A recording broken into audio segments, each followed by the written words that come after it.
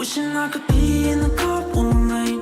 Got you right there sitting next to me. We'd be passing everybody, going 110 down the highway. Wishing I could be. 안녕, 난 민이라고 해. 여러분 안녕하세요. 2023 수능 완성.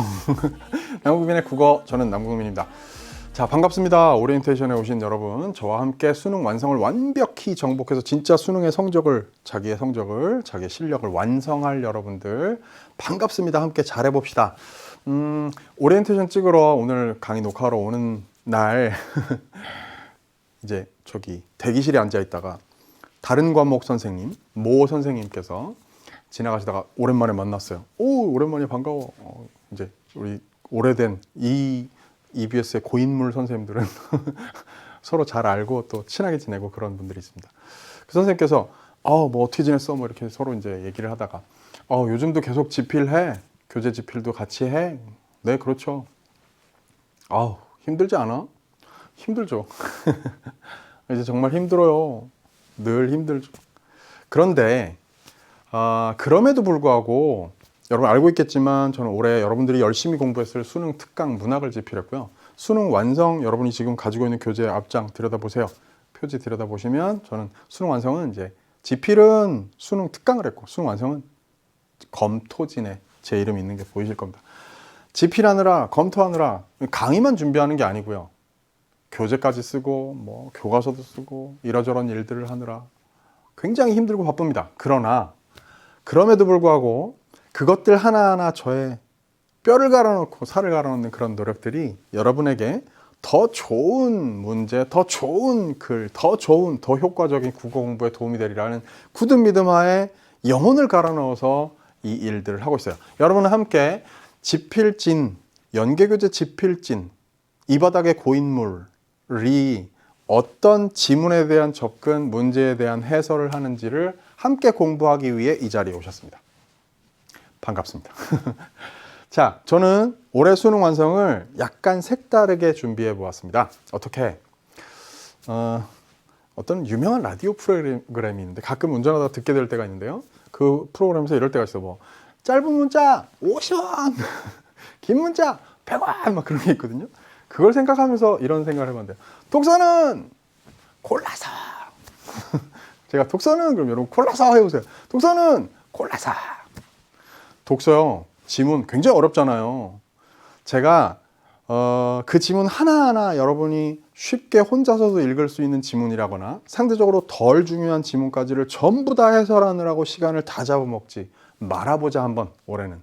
그래서 독서 지문들 가운데 여러 가지 고려를 통해서 독서도 여러분 제가 오랫동안 독서 집필 해왔기 때문에 뭐 제가 막 다듬고 뭐 매만지고 머리를 쥐어짜고 해서 만들었던 지문과 문제들이 평가원에서 고스란히 연계 출제되고 그랬던 경험들을 가지고 있는 그런 이 방면의 전문가 중에 한 사람입니다. 저. 그래서 여러 가지 요소들을 고려해서 여러분에게 지금 이 수능 완성 독서의 지문들, 세트들 가운데 어떤 세트, 어떤 지문과 어떤 문제를 여러분이 저와 함께 다루는 것이 가장 필요하고 중요할까를 고민해서 골라서, 그래서 여기서 골라서라는 것은 중요 지문과 핵심 문제만을 압축적으로 다루자라는 전략을 세웠습니다. 어때요? 우와, 좋다, 그지?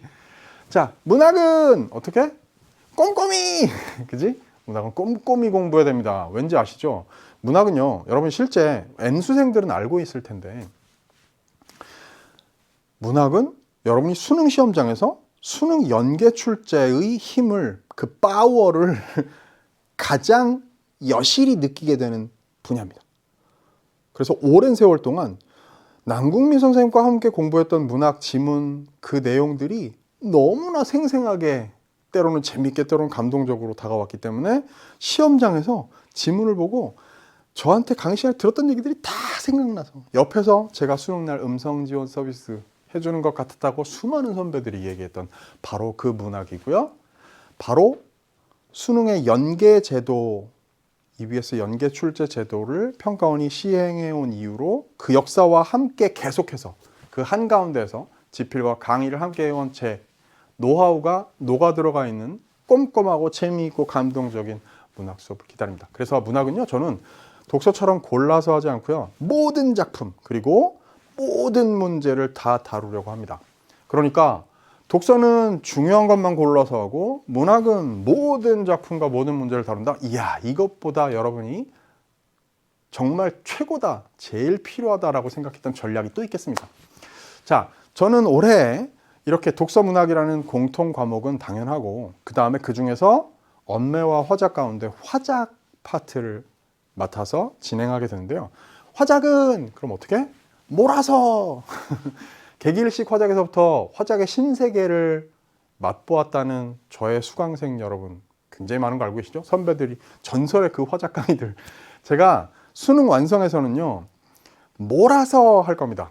언제? 맨 끝에 마지막 3강에 필요하다면 핵심 개념 알짬과 그리고 전략들을 정리하는 시간으로 모든 세트 모든 문제를 다 해설하지 않고요, 여러분에게 꼭 필요한 것들만 수능 완성해서 진짜 이거는 알아둬야 된다, 이거 가지고 가면 수능 시험장에서 진짜 쓸모있다 라고 생각되는 것만 추려서 마지막에 다루도록 하겠습니다. 그 얘기는 달리 말하자면 독서와 문학의 경우는 처음부터 마지막 3강을 제외한 강까지 제 18강까지는 독서 6강, 문학 12강에 해당되는 내용들은 언매를 선택한 학생이라 할지라도 저와 함께 공부해도 충분히 큰 효과를 볼 수 있다라는 얘기겠죠. 화작 선택자들, 화작의 신세계 조금 기다려줘요. 맨 마지막에 놀라움으로 이 강의 완강 마무리할 수 있게 해줄 테니까 아시겠죠? 자, 이렇게 저는 준비했습니다. 어떻게 다시 한번 해볼까?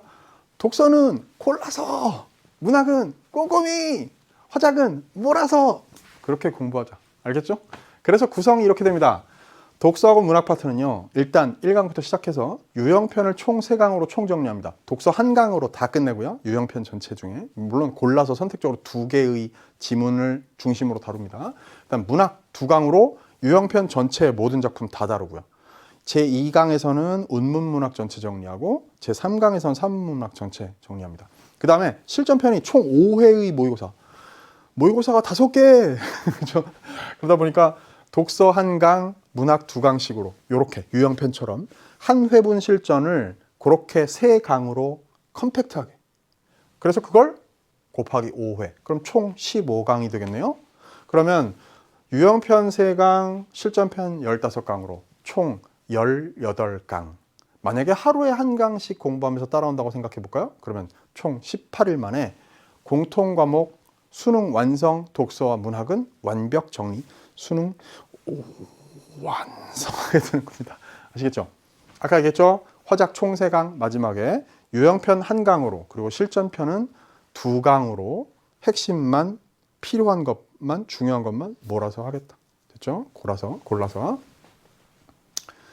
자, 잘 따라올 준비가 됐을 테고 제가 당부할 말이 있어요. 여러분, 수능 완성을 저희 해마다 벌써 수능 완성 지필이며 강의며 몇 회째 하는지 모르겠어요. 근데 수능 완성 때마다 여러분, 저는 이제 수능 완성 개인적으로 1년 커리큘럼 중에 수능 완성 들어가면 이제 반환점을 돌았다, 중반 넘어섰구나 이렇게 생각이 드는 때, 마무리로 달려간다라는 생각이 들 때고, 여러분은 수능 완성을 풀면서 많은 학생들이 이런 걸 궁금해하고 걱정합니다. 뭐냐?